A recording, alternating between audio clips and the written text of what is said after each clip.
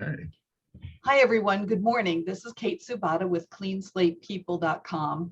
And today I have with me someone whose work I've respected for a very long time, Greg Smith. He is also of Hyattsville, and he has been working for a number of years, observing, monitoring, and looking into the activities of elected officials, especially as regards the environment and also how citizens' input is being treated or not treated. He was very involved with the gerrymandering situation, which took place a few months ago in Prince George's County, which is how we came to know each other. And Greg has just learned something very important regarding the current primary race, which, as you know, we have a few more days before the final voting. And I felt it was so important. I really wanted him to speak about it today. And so I'm going to hand the mic over to Greg, and I really ask you to pay sharp attention to what it is he has to share. Thanks, Kate. Greg Smith here. As Kate said, I live in Hyattsville, and most of my work actually has been on environmental issues, fighting bad projects or policies or proposed laws. And then where we have some breathing room trying to push something positive. And in the course of doing that kind of work, you see how the procedural laws, the right to know laws and the right to have a fair say laws get trammeled in these processes. You see how corporate special interests with big money are influencing our decision-making processes around elections and around legislation and around policies and programs and projects and priorities. And with a little, well, it can take a lot of digging, but sometimes with a little bit of digging, you can shed some light. And as Justice Brandeis said, sunlight is the best disinfectant. And so in the course of my work and working with other folks who work on good government, we press for transparency. We press for amending the Maryland Public Information Act to make citizen access, or the public's access. You shouldn't have to be a citizen to have access to public records, right? Better to improve that. And this past year, so more recently, since 2018, I've been part of a group called Sustainable Hyattsville, fighting in particular development in Hyattsville, an egregious development. Our local council member, Denny Tavares, has pushed this project beyond reason. It has no public interest value at all. So I've learned through painful experience how the county's zoning and land use process works as well. So more recently, last spring, in the spring of 2021, I was part of an alliance of grassroots groups, civic, environmental, good government, and justice groups who waged an intensive campaign, grassroots campaign in Annapolis, fighting House Bill 980. Which was being pushed by the county council, the county planning board, and the county executive. And that bill would have exempted the entire countywide map amendment process from the Maryland State Public Ethics Law. The essential protections against developers being able to drop major contributions on our county council members and expect them to vote for their projects or their legislation.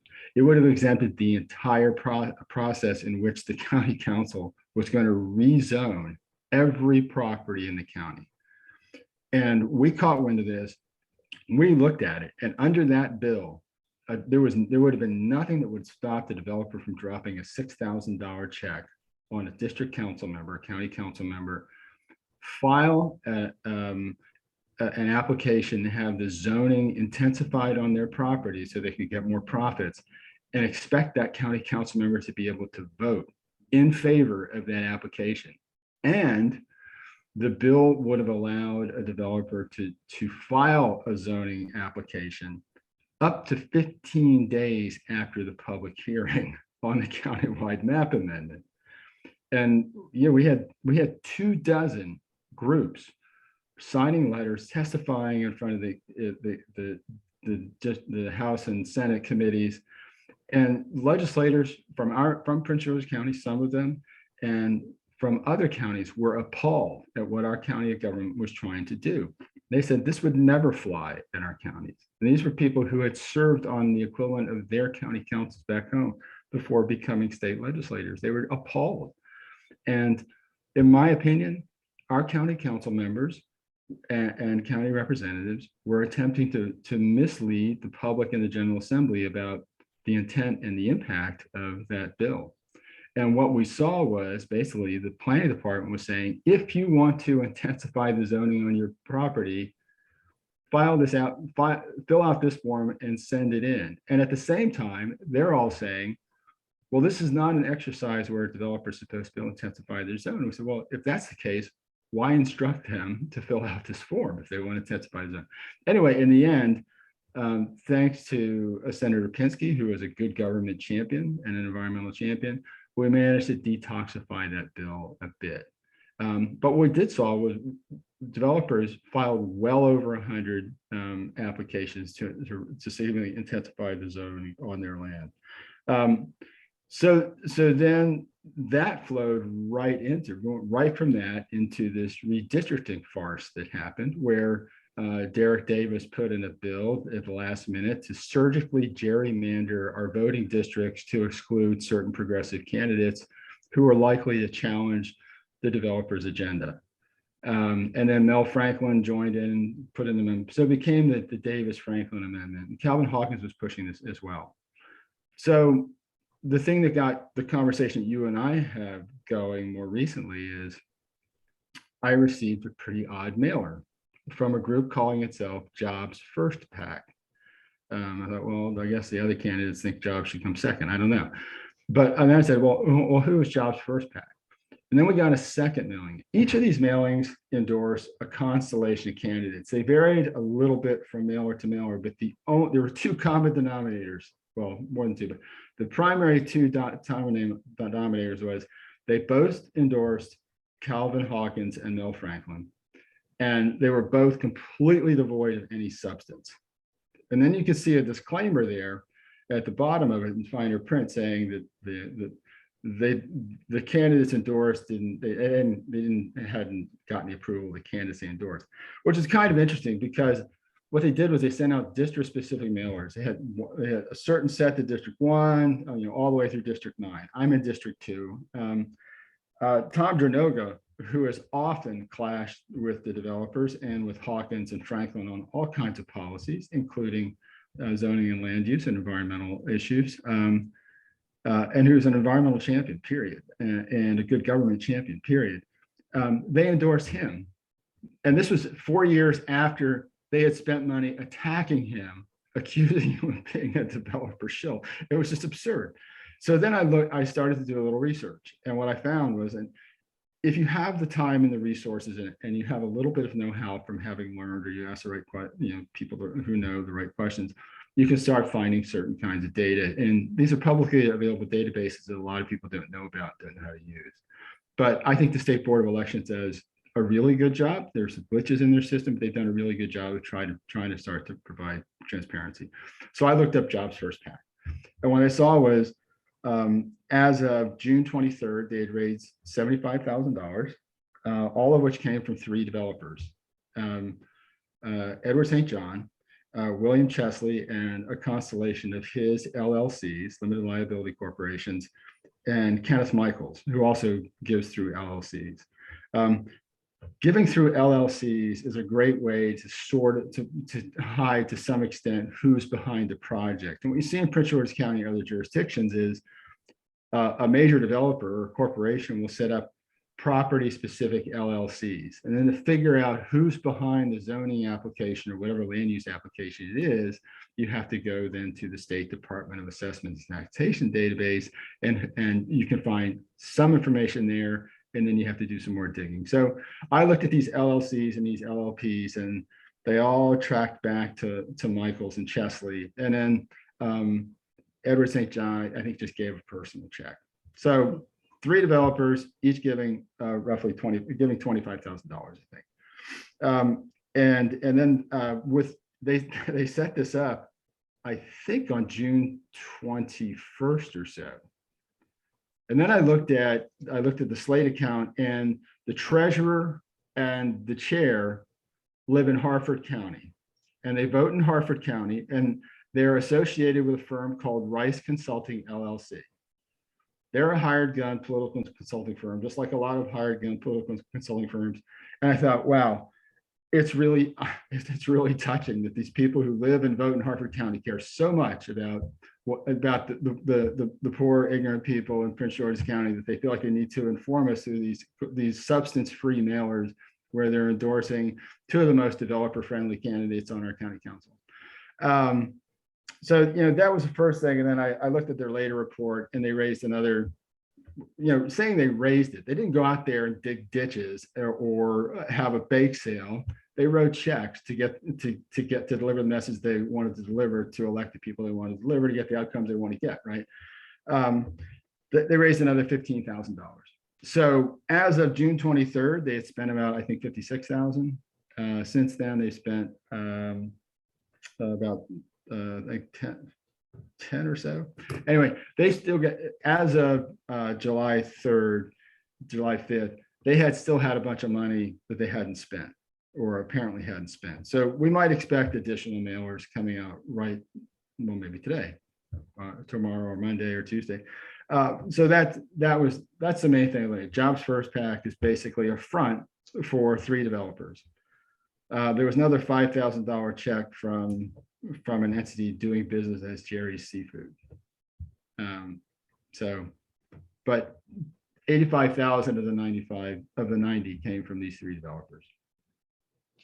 So just to summarize what you've just said, what we're looking at is developers who have a long record of requesting favorable decisions from the county council, and specifically from the various people who engineered the gerrymander or the gerrymander attempt, now seeking to influence voters with a false flag of, suggesting various candidates, but the 2 candidates that are in common in every single mailer across the county are the 2 at-large council persons who have proven themselves to be highly amenable to emoluments from developers to look the other way on bad development. Am I right? I'm not going to get into the emoluments clause of the Constitution or use that word, but there's something that smells bad here. That's one thing. And the other thing is, this isn't the only case. I'm sure this isn't the only case. I've done this long enough to know that this is just one of many examples we could dig up. I did look at, Edward St. John's Properties has at least two applications pending right now for land use decisions for which the county council, the district council, is the final authority. The district council is our county council wearing its land use and zoning hat. These are called detailed site plans. Unfortunately, in our public ethics law, this is a really weird carve out, but detailed site plans are exempt from the public ethics law. They're not covered by it. So a developer can write a $6,000 check through each of multiple LLCs to a county council member, and that county council member can vote in favor of that project. The other thing that's really that I think is people should know about is this same gang pushed through the massive rewrite of our zoning ordinance several years ago. And they did it over the objections of civic environmental groups who said, nobody knows what's in this bill. It's a huge bill, and you just got several hundred proposed amendments in the last few weeks. We were asking the council president, Danielle Glaros, who considered that bill to be her baby, to hold off and give everybody a chance to understand what was in it, because it had our zoning, the land use determines what happens through it in so many ways. It affects our quality of life, it affects traffic, it affects loading on our schools, environmental quality, public health, climate change. It affects all of those. It affects our pocketbooks in terms of our taxes, but they pushed it through. And one of the most egregious changes they made, and I guarantee you they did this at the request of some developers, was they got rid of something called a conceptual site plan. And in the project we've been fighting, the developer had to file a conceptual site plan, a preliminary plan of subdivision, and a detailed site plan. The district council has final say on CSPs and DSPs. Conceptual site plans are subject to the public ethics law. So that's one reason it's a disservice to the public that they completely got rid of CSPs. And I can tell you, I sat in a meeting with Councilmember Barros and with a fellow who's now, I guess, the Deputy Director of Planning, Derek Berlage, who I knew from his days in Montgomery County. And I said, I have two questions. Does the rewrite get rid of CSPs as I've been told? And does it get rid of this requirement that the planning board publish a technical staff report at least 14 days prior to hearing a case? And she says, well, I don't know. Those are very good questions. I'll look into them and get back with you. Now, this is very soon before they were planning to vote on this massive bill with longstanding widespread impacts. And it turns out they completely got rid of conceptual site plans. So that's bad, first of all, because it's one of the very few decisions that the district council makes that is subject to the public ethics law. And it's a really critical first early look where communities and the planning board and the planning staff can understand the potential impacts of a project and comment on them. And not just comment on them, but comment on them that creates an official record on which an appeal or challenge is based. They have completely wiped out that opportunity for the public. And that is egregious. And in my work, I've worked to defend the National Environmental Policy Act and other laws, because one of the most essential things about the National Environmental Policy Act and counterpart laws is that right for citizens or people who could be affected by, harmed by a decision, to have an informed say, to try to get a better decision out of their agencies. And if they get a bad decision out of the agencies, to have a record on which to challenge the agency's bad decision. And our county council voted to wipe out that critical opportunity for counties across the state. Now, for communities across the county. And I can tell you how important it is. We just got the Court of Special Appeals in February of this year, just reversed, after 3 years of litigation for us, just reversed the district council's first approval of this project, just reversed their conceptual site plan approval. And one of the partner groups that we worked with in fighting House Bill 980 and the redistricting and calling for a fair process in the zoning map amendment, countywide map amendment, concerned citizens of District 4 just won a major battle in court. I think it was a Court of Special Appeals, reversing the county council's approval of what's called a zoning text amendment. And the developers and county council members use zoning text amendments to basically rewrite the definition of a zone in a way that most people aren't even aware of. They often don't identify, the district council often does, or county council often doesn't identify the affected properties. They almost never assess the environmental or transportation or community impacts of these laws that rewrite our zoning code on the fly. But concerned citizens, after basically a 3-year battle in the courts, overturned Council Bill 17, 2019. It shouldn't take that. And they know, the developers and the council members know, that very few groups have the wherewithal, whether it's money or knowledge or stamina, whatever it is, have the means to challenge their bad decisions. And that isn't the way it should work. And and so when we see the combination of these bad decisions being made, policies and projects, and developers giving huge amounts of money, either often through LLCs and slates and PACs, they're not giving them to the candidates because there's a bit of a bar in the public ethics law, but they certainly are using that money to promote certain candidates, as we're seeing in Jobs First PAC. I won't say that's the same with this other slate that I looked at that I told you about, but Yeah, it's certainly what's going on. Well, just a couple of notes. In contrast to that, if a regular homeowner goes before the council sitting as the zoning board to make a slight change on their property, put up a shed, you know, install a patio, put a roof over their side porch, something like that, they have to create a detailed site plan. They have to go through all kinds of effort. They have to show why there's an erosion issue or an issue having to do with handicap access or all of this kind of thing. In other words, what you're describing is a sort of open gate for developers that the regular citizen is not getting. But in our case, our case is not unique. It might be unusual, but in our case, the district council, even when it got to the detailed site plan phase, they ignored not only the law, the zoning ordinance, they ignored their own, the conditions that they had written into the conceptual site plan. Oh my gosh.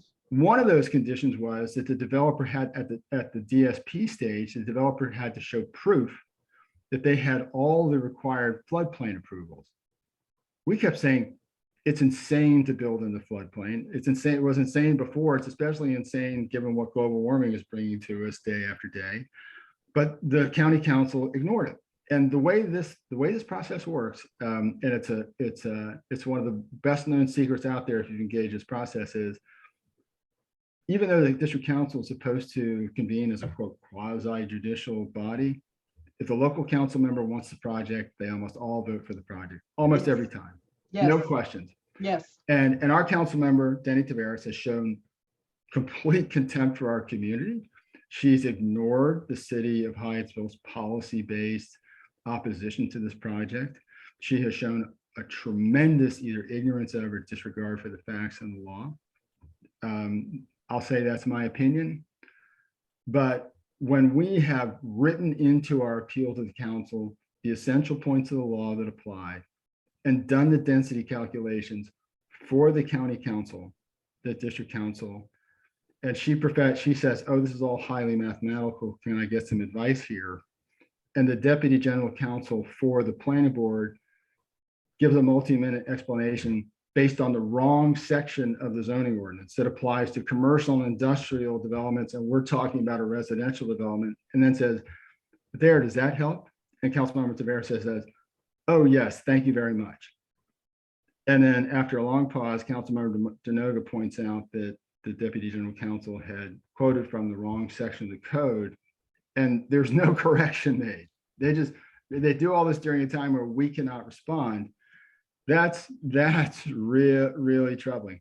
And in fact, the developer did not have the floodplain approvals.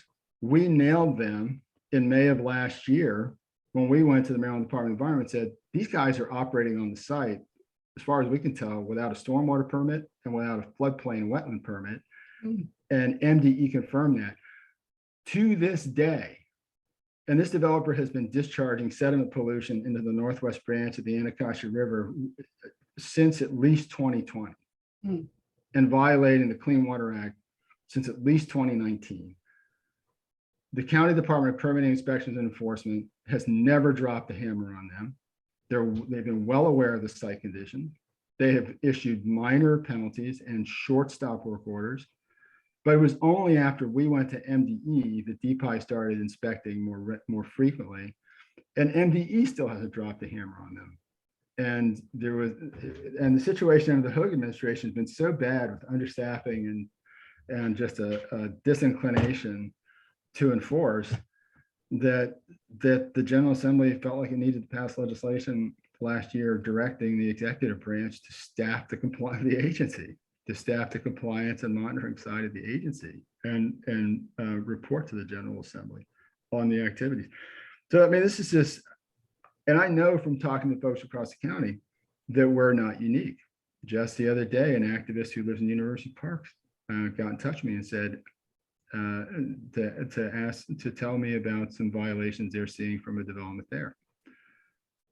And a couple of years ago, the Catholic Church developing the Sacred Heart site in Hyattsville they had rivers of sediment coming off of their site. They clear cut a small forest. They started construction. We've got pictures and videos of the entire streets being filled almost to the curb with sediment laden stormwater. And this stuff was flowing across people's yards, a sea of sediment across people's yards to get to there. All that's going in the storm system and then going into our rivers. Right. And undermining our ability to clean up our rivers so that they're swimmable, fishable, and contact friendly. So, this we're not unique. This may be a little bit off topic, Greg, but you mentioned Denny Tavares's often noticed lack of ability to comprehend kind of basic data. And this has been true of several of the other council members that I've seen debating and deliberating over issues. And I looked up the salaries of county council members, and it's in the realm of between 120,000 a year and 130,000 a year. So my question is, what are the requirements, if any, for someone to run for the council? What are the requirements in terms of professional ability, collegiate, training, special expertise? As I understand it, there are no requirements. Am I wrong? Yeah, I don't know. And I don't want to get into the specifics of any council member's ability to do math. I suspect that council member Tavares could easily do that math. She just was inclined in our case to push this project, no matter how illegal or how much it conflicted with the public interest. That was it. She didn't care to hear from us. She didn't care to look at the facts and law. Like I said, in our very simple appeal to the council, we laid out the points in the zoning ordinance point by point, and we did the math on the calculation. Look, if you apply the law properly, here's what you get. Mm-hmm. Here's the density you get. It radically exceeds the density allowed by the zoning ordinance, or even that the council had approved illegally in the conceptual site plan, and anything in the surrounding R55 community. It just radically exceeds that, so it's in violation of the law. I mean, and then we, in our oral testimony, oral arguments, we did the exact same thing. Here are the, we're lay people. Yeah. Here are the points of the law. It's not. You don't need a law degree to understand this language, and you don't need a degree in higher mathematics to do these calculations. In the end, we were basically dividing a 2-digit number by a single-digit number to come up with a density, and they either wanted to follow the law or they didn't. They didn't want to follow the law. And it's pretty striking. We've been trying since the summer of 2020, and actually before that, but more formally since the summer of 2020, to get public records related to the planning department's conversation around density for this project and how it should be calculated. Because we understood from the get-go that their approach was illegal and dishonest. We've gotten a single record, one record from them in all that time. And that record showed the developer suggesting the senior planning staff, look, here's how to make the density look like it's less than 9. Basically, ignore the zoning ordinance. In the zoning ordinance, you cannot count any land that's in the floodplain when you're in your density calculation because it shouldn't be developed. You can't count streets and roads. And he said, well, here's how to do it. And that's exactly what they did all the way through. And that's the point. That's the point on which the court reversed. Okay. Right? Yeah. So we were back before the district council Tuesday of this week, and they allowed the planning board's attorney and their planning staff to speak to them, but not us. And this was to deal with the remanded court case. And they came up with another illegal number that's based on an illegal calculation, but we had no opportunity to comment. And in the end, Denny Tavares said, well, I'd like to take this under advisement, which my read means that they're going to come back next Monday and probably render an illegal decision. And then our only recourse will be to take them to court again, probably. And that's the game. We've renewed our request for public records around this density question this spring. We still haven't received a single record from the planning department. They waste our time going back and forth with emails. They claim that they initially identified close to 23,000 potentially relevant emails. I said, well, that's kind of interesting because back in 2020, you told us it was a few hundred, but okay. So then we even tried to simplify and we said, well, just give us the following information about the email. You can extract this from your database: to, from, subject, CC, BCC, date, time, attachment name, attachment count. And we made the mistake of calling it metadata. And that's a big bugaboo when it comes to transparency laws. Other states say metadata is intrinsic to a document, so you generally share it. Maryland's the only state in the country dumb enough to allow custodians to scrub metadata from documents. But the planning board, it's only in a certain, the planning the board's legal counsel came back and said, we don't share metadata. And I said, well, actually you do, because this email you just sent to me, it has to, from, subject, CC. You share it all the time. Right. It's intrinsic to whatever email you send and receive has metadata. It's right there. And what you're saying, it just conflicts with state law anyway. But you know, that's the garbage we've had to go through. They sit there and they burn our time. They burn the clock, knowing we've got decisions coming up in these cases, including cases before the planning board and the district council. They just burn the calendar. Yeah. And we saw that also with the gerrymander. Right. They did the same thing. They waited for the hearing to be until the last minute. Then they just sat there and pretended to listen and never listened to a thing we said. And then they voted right over us, you know? Right. So, yeah. They did that with respect to House Bill 980 too. Mm-hmm. They said that they couldn't post various records on their website without a public information act request, which is total nonsense. They always post stuff on their website at their own discretion. And when they finally released something in Reporter, I think they dumped 31,000 files on this reporter at the last minute after unnecessary delay. And she had, you know, there's no way to comb through that. We had to render them searchable and even begin a search. But I mean, it's, so they use public resources to deny the public access to public records about public decisions that have an impact on the public. And what they continue to refuse to get is those public records belong to the public. Yes.